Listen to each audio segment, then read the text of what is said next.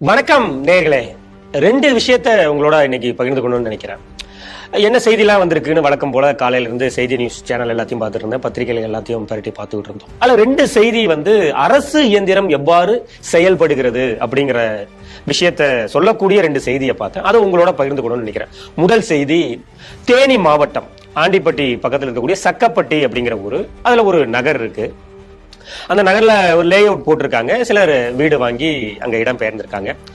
அவர் சொல்றத பார்த்தா ஒரு முதியவர் சொல்றாரு, கிட்டத்தட்ட நாங்க 20 வருடமா இங்க இருக்கோம், ப்ராப்பரா தான் அதெல்லாம் பேமெண்ட் பண்ணி நாங்க வாங்கியிருக்கோம். இது வரைக்கும் அடிப்படை வசதியான ரோடு வசதி கிடையாது, குடிதண்ணீர் வசதி கிடையாது, தெரு விளக்கு கிடையாது, சாக்கடை போகக்கூடிய அந்த வசதி கிடையாது. அதனால அங்க ஒரு 20-50 குடும்பம் அப்படிங்கிறாரு. பலருக்கு அதனால தொற்று நோய்கள்லாம் அடிக்கடி வருது. இதற்கு என்ன முன்னெடுப்பு எடுக்கலாம்னு சொல்லிட்டு கிராம பஞ்சாயத்து தலைவர்கிட்ட சொன்ன ஒரு ஸ்டெப் எடுக்கல. அடுத்த மாவட்ட ஆட்சியரிடமும் போய் பார்த்தோம், அவரும் எந்த ஸ்டெப்புமே இது வரைக்கும் எடுக்கல. சரி, அல்டிமேட் இந்த திராவிட மாச்சில எங்க போய் நம்ம கதவை தட்டுனா நமக்கு நியாயம் கிடைக்கும் அப்படிங்கும்போது சிஎம் செல்லு தான், வேற வழியே இல்ல. ஏழை பாளைகள் உடனே போய் அமைச்சரெல்லாம் பாத்திர முடியாது. சரி, சிஎம் செல்லுக்கு ஒரு மனு போடுவோம் அப்படின்னு மனு போட்டிருக்காரு. ஆச்சரியம் என்ன அப்படின்னா, அந்த சிஎம் செல்லுல இருந்து இவருடைய மெசேஜுக்கு பதில் வந்திருக்கு, உங்களுடைய கோரிக்கை எண் அது நிறைவேற்றப்பட்டது அப்படின்னு சொல்லிட்டு அவருக்கு மெசேஜ் வந்திருக்கு.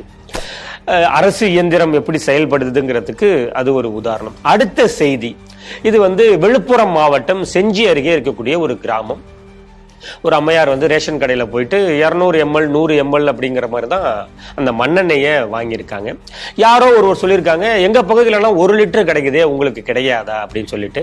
இந்த அம்மையார் போய் அங்க போய் கேட்டிருக்காங்க. சரி, இது இந்த அம்மையாருக்கு தெரிஞ்சிச்சு போல இருக்கு அப்படின்னு சொல்லிட்டு 1/2 லிட்டரை கொடுத்துருக்காங்க. 1/2 லிட்டர் தான் நாங்க இங்க இருக்கு அப்படின்னு சொல்லிட்டு 1/2 லிட்டர் வாங்கிட்டு இந்த அம்மையாரும் வீட்டுக்கு வந்திருக்காங்க. பார்த்தா இவருடைய இந்த அம்மையாரின் கணவர் செல்போன் நம்பருக்கு 1 லிட்டர் விநியோகம் செய்யப்பட்டது 15.70 அப்படின்னு சொல்லிட்டு வந்திருக்கு. இந்த அம்மா போயிட்டு கேட்டிருக்காங்க, என்னங்க இது, எனக்கு 1/2 லிட்டர் தான் கொடுத்துருக்கீங்க, 1 லிட்டர் கொடுத்ததா மெசேஜ் வந்திருக்கே அப்படின்னு சொல்லிட்டு. அங்க இருக்கக்கூடிய அந்த அதிகாரி, அவருடைய மனைவியும் அங்கேயே வேலை பார்க்கறாங்க போல இருக்கு. எங்க வேணாலும் போ, யார்கிட்ட வேணாலும் கம்ப்ளைண்ட் பண்ணு அப்படிங்கிற தோணியில பேசியிருக்காங்க. இந்த அம்மையார் அதை சில ஊடகங்களுக்கு பேட்டி அளிக்கும் போது சொல்லியிருக்காங்க, இந்த மாதிரி கொள்ளை நடக்குது, கிட்டத்தட்ட 500 லிட்டர் ஒவ்வொரு ரேஷன் கடைக்கும் வருது, இதுல இவங்க இந்த மாதிரி 250 லிட்டர் மட்டும்தான் இவங்க நியாயமான பில்லு போட்டு விற்கிறாங்க, மற்றதெல்லாம் கள்ளச்சந்தையில் விற்பனை செய்யப்படுகிறது அப்படிங்கக்கூடிய பகீர் குற்றச்சாட்டையும் அந்த அம்மணி வச்சிருக்காங்க. இதற்கெல்லாம் அரசு இயந்திரம் எப்படி செயல்பட்டு இதை சரி செய்ய போகுது அப்படின்னு தெரியல.